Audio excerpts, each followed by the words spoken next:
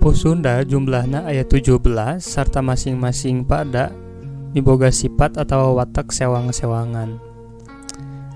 Anu kahiji aya pupuh dangdang gula, sifat atanapi watakna teh agung, agem, bungah, langan sareng manis. Nu kadua aya sinom, senang sareng gembira. Teras aya kinanti, sifatna ngandago aya nu diarep-arep atanapi prihatin. Teras aya asmarandana yang nggambarkeun birahi atanapi silih asih. Nu kalima magatru, geusina prihatin nu lucon atanapi panyelang. Nu kagenep aya pangkur, sifatna aya kakeheul, taki-taki atanapi perang. Saterasna aya durma. Durma ieu sifatna anu ngagandung papaseaan, perang atanapi gelut. Nu kadalapan aya mijil, sifatna simpe atanapi tiiseun, cilaka, sedih sareng bingung.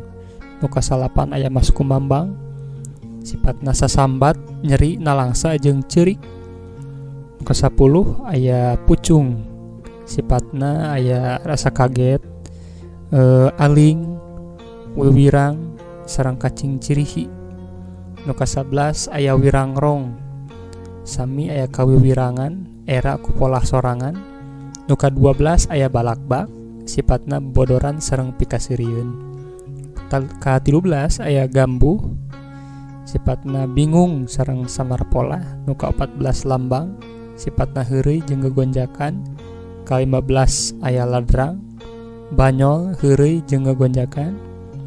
Anu ka-16 aya gurisa, sifatna lulucon tambah kesel atanapi pangangguran. Nu ka-17 nyaeta juru demung, sifatna kaduhung jeung hanjakal atanapi hanjelu. Tina 17 pupuh ieu di tatara Sunda biasana nu dianggo ngan aya opat, nyaeta dangdang gula, sinom, kinanti, asmaranana. Anu opat ieu disebatna sekar ageng ya.